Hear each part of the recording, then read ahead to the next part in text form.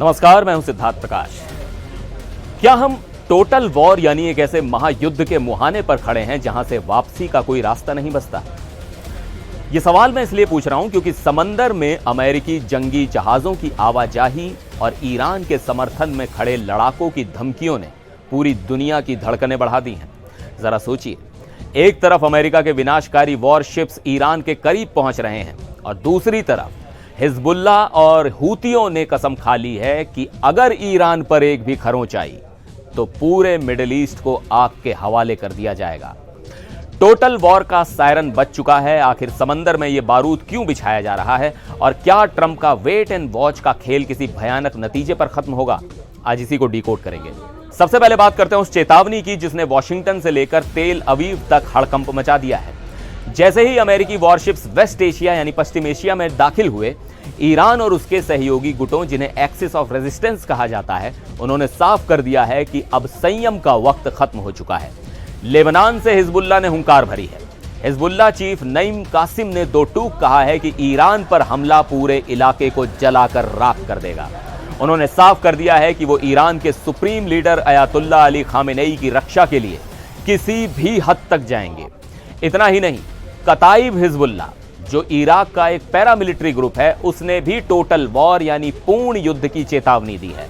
और उधर यमन के हूतियों ने एक वीडियो जारी किया है जो काफी डरावना है। वीडियो में जलते हुए जहाजों की पुरानी तस्वीरें हैं और सिर्फ एक शब्द लिखा है, सून, यानी जल्द ही। यह इशारा है कि लाल सागर यानी रेड सी में चलने वाले जहाजों पर फिर से हमले शुरू हो सकते हैं। याद रहे, हूतियों ने गाजा युद्ध के दौरान 100 से ज्यादा जहाजों को निशाना बनाया था।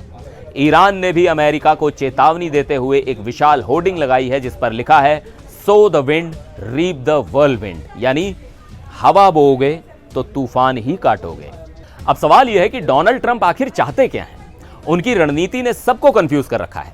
जब ईरान में विरोध प्रदर्शन शुरू हुए तो पहले अमेरिका ने प्रदर्शनकारियों का समर्थन किया, फिर वॉशिंगटन ने ईरान के निर्वासित क्राउन प्रिंस रजा पहलवी को सपोर्ट देने के संकेत दिए, लेकिन फिर ट्रंप ने यह कहकर हाथ खींच लिए कि पहलवी शायद ग्राउंड सपोर्ट नहीं जुटा पाएंगे। इसके बाद अमेरिका ने तेहरान पर हमले के संकेत दिए, लेकिन तभी रूस ने एंट्री मार ली।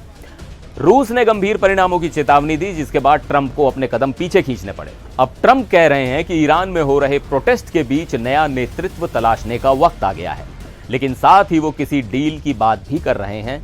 तो ये जो कंफ्यूजन है, ये जो हां और ना का खेल है, उसने ईरान और उसके सहयोगियों को और ज्यादा एकजुट कर दिया है। ट्रंप की धमकियों ने उन्हें डराया नहीं, बल्कि एक्सिस ऑफ रेजिस्टेंस को फिर से एक साथ खड़ा कर दिया है। लेकिन कहानी का दूसरा पहलू ईरान के अंदर है। वहां की सड़कों पर जो हो रहा है वो 1979 की क्रांति के बाद शायद सबसे बड़ा बदलाव ला सकता है। दिसंबर 2025 से ईरान की इकोनॉमी ताश के पत्तों की तरह बिखर रही है। ईरानी रियाल की कीमत गिर रही है और लोग सड़कों पर हैं। ये प्रदर्शन महसा अमीनी की मौत के बाद हुए आंदोलन से भी बड़े बताए जा रहे हैं। लोग अब सिर्फ महंगाई की बात नहीं कर रहे, वो सीधे तौर पर मौजूदा सरकार का खात्मा चाहते हैं। ह्यूमन राइट्स एक्टिविस्ट के मुताबिक 5000 से ज्यादा लोग मारे जा चुके हैं। ईरान के सुप्रीम लीडर खामेनेई ने ट्रंप को इंटरनेशनल क्रिमिनल बताया है और कहा है कि वो ईरानी जनता के जज्बे को गलत समझने की भूल ना करें। तो कुल मिलाकर तस्वीर ये है, एक तरफ ईरान अपने ही लोगों के गुस्से का शिकार है, उसकी अर्थव्यवस्था डूब रही है, और दूसरी तरफ अमेरिका के जंगी जहाज उसके दरवाजे पर खड़े हैं।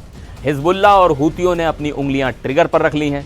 ये टोटल वॉर की धमकी सिर्फ कोरी बयानबाजी नहीं है। अगर समंदर में एक भी मिसाइल चली तो उसकी गूंज पूरी दुनिया में सुनाई देगी। क्या ट्रंप कोई बड़ा रिस्क लेंगे या फिर कूटनीति से काम चलाएंगे? ये देखना बहुत दिलचस्प होगा। आप इस पूरी स्थिति पर क्या सोचते हैं?